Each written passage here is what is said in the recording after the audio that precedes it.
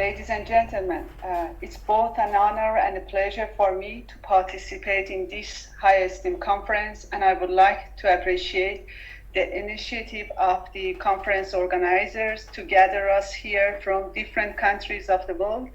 And I also am very happy to see dear colleagues, Professor Muzaffar Alimov, after many years. And I appreciate the efforts of my dear friend, Professor Mahtab Alam Rezvi, who invited me to participate in this high-esteemed conference.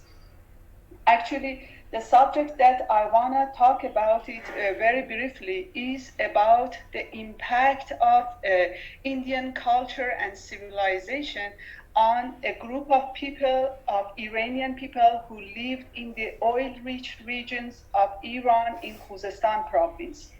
As you may know, it was in 1908 that the first oil well in the Middle East was explored in Masjid Suleiman.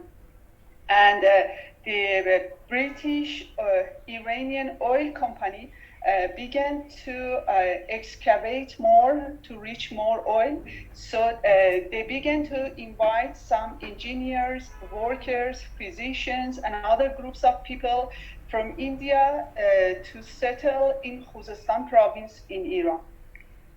As the number of Indians who were interested in coming to Iran was high, the British company established an office in Calcutta. And Indians, after registration in Calcutta office, they were sent to Iran. And so a group of engineers from different countries were living in Masjid Suleiman, Abadan, and other cities in this region. But interestingly, the only group who could make a good cooperation and good relations with Iranians were Indians. Even today, if you travel to Khuzestan, you can see in Abadan city a region which is called Sikh Lane. It was belonged to a group of Sikh people who emigrated from Iran to Khuzestan, from India to Khuzestan. Then you can find a mosque which is belonged to the Indian Muslims. Today, this mosque is called Ranguni Mosque. Ranguni people, in 1908, Rangoon, which is the capital of Burma today, was a part of Bengal in India. So even today, if you travel to Khuzestan province, you can find some shops belong to the new generation of Indians who still are living in Khuzestan, and they sell spices, pepper, and like this. And even they have some restaurants. Many Khuzestani people in Iran are fan of Indian foods. You easily can find samoseh, pakure, many jalebi, many other delicious Indian foods in Khuzestan province. It was not only their social impacts, but gradually got married with Iranians, established new families, but a kind of mixture of languages also happened in the region. Today, you can find a lot of Indian words which are common between Iranians in Khuzestan province. For example, potato in Hindi is called aloo. In Khuzestan, in Shiraz, in Abadan, all people say aloo, and there are many other common words. I have a list of these words. I presented them in my paper. And another aspect of cooperation between Iranians and Indians was related to the way that the oil company behaved with them. There was a very kind of social injustice in the region. Actually, the British engineers or officers of the company tried to avoid relations with Iranians and Indians. They established their own clubs, their own cinemas, even their own buses. So because of this kind of cultural wall that British people established between themselves and other peoples in the region, Indians and Iranians became more closer to each other. They began to cooperate with each other. Even they began to resist against the British colonizers.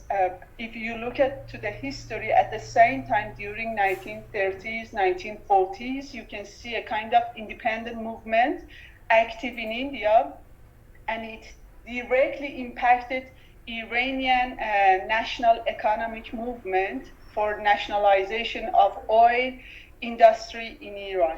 The Indians who lived in the region supported Iranian political activists, helped them to organize different demonstrations against the British oil company.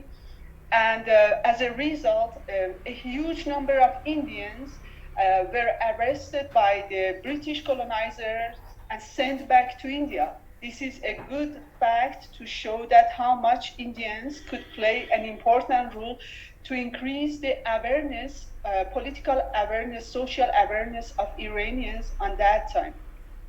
After the oil nationalization in Iran in 1951, when British colonizers decided to leave Iran, they forced Indian engineers and workers to leave the oil industry in Iran. But interestingly, many of the Indians who lived in the region decided to remain and cooperate with the Iran's national oil company.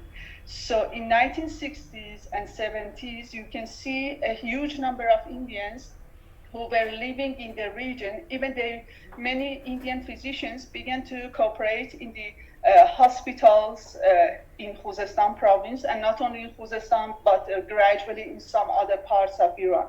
It's interesting also to know that during 1920s and 30s, one of the common currencies in the region was rupee, and people could exchange commodities by rupee.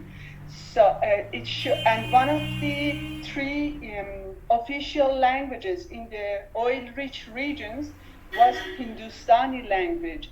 English, Persian, and Hindustani language.